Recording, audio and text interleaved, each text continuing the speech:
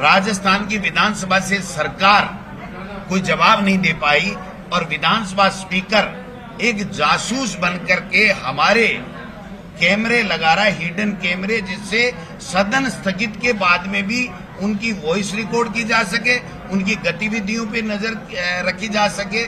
हम लोग जल्दी ही हमारी जितने भी महिला जो सदस्य हैं वो प्रेस कॉन्फ्रेंस करेंगी और वो ये इनको बताएंगी कि आप हमारी विधानसभा अध्यक्ष जी जासूसी क्यों कर रहे हो। ये सारा का सारा मोदी सरकार की सह के ऊपर, मुख्यमंत्री की सह के ऊपर और आरएसएस की सह के ऊपर हमारा विधानसभा का स्पीकर कर रहा है।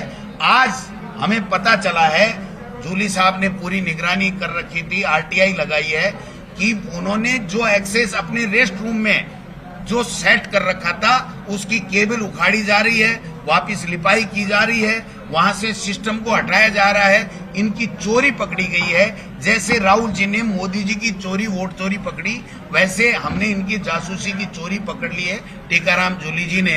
तो आप देखना, ये इतना बड़ा मुद्दा है, हमारी निजता का हनन है। और जब विधानसभा नहीं चल रही है तो बाकायदा सफदरकोल में है, हमारी परंपराओं में है, नियमों में है, साफ लिखा हुआ है कि जब सदन चलता है तभी स्पीकर का उसके ऊपर कंट्रोल रहता है, वरना तो वो सड़क के समान होता है। सड़क पे कहीं भी बात और सदन के स्थगित के दौरान कहीं भी बात वो एक जैसी होती है। उसके बावजूद, सारी चीजें समझने के बावजूद ये लोग बाग कुंठा के शिकार हैं और हमारी जासूसी करना चाहते हैं, हमारे को दबाना चाहते हैं, प्रतिपक्ष की आवाज को खत्म करना चाहते हैं। तो ये चलने वाला नहीं है।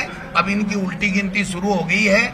इसलिए चाहे कुछ भी कर ले, ये कैमरे रहते हुए ये विधानसभा का स्पीकर उस कुर्सी पे बैठ करके विधानसभा नहीं चला सकता नहीं को अपने हाथ में। स्पीकर होता क्या है, जब स्पीकर चलती है ना हाउस, तो जब तक 11 से लेके जब तक हाउस चलता है तब तक वो चेयरपर्सन होता है, चेयरमैन होता है।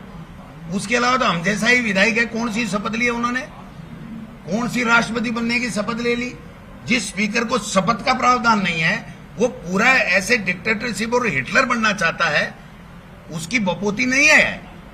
ये हाउस जो है वो संविधान ने जो ताकत दी है और संविधान में चेयर को जो अधिकार दिए हैं उन अधिकारों का प्रयोग कर सकता है, इसके अलावा नहीं कर सकता। जब सदन स्थगित हो तो वो सड़क के समान होता है और वहां पर कोई भी चर्चा की जा रही है उसको न तो आप कैमरे में रिकॉर्ड कर सकते, न उसको लेकर के आप चर्चा करा सकते। फिर तो जब हम रोजाना जो मीटिंगें कर रहे हैं, आक्रोश रैली कर रहे हैं, कल हमने कोटा की है, आगे हम दूसरी जगह करेंगे, जो भी कोई बात बोलेंगे उसको लेकर के और करेंगे, चर्चा करके सबको निकाल देंगे तो अकेले कर लेंगे, ये अकेले चला लेंगे।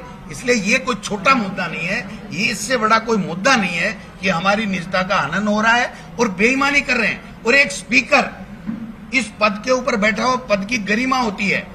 वासुदेव देवनानी कुछ भी नहीं है, वो स्पीकर है इसलिए सम्मानीय है। और वो व्यक्ति सदन के अंदर झूठ बोल रहा हो और रिकॉर्ड के ऊपर ला रहा हो कि मैंने ऐसा कर दिया, मैंने 1 करोड़ के लगा दिए, मैंने वो कर दिया। अभी तक तो जूली साहब से पूछना, वो लगे ही नहीं, उसके टेंडर ही नहीं हो रहे।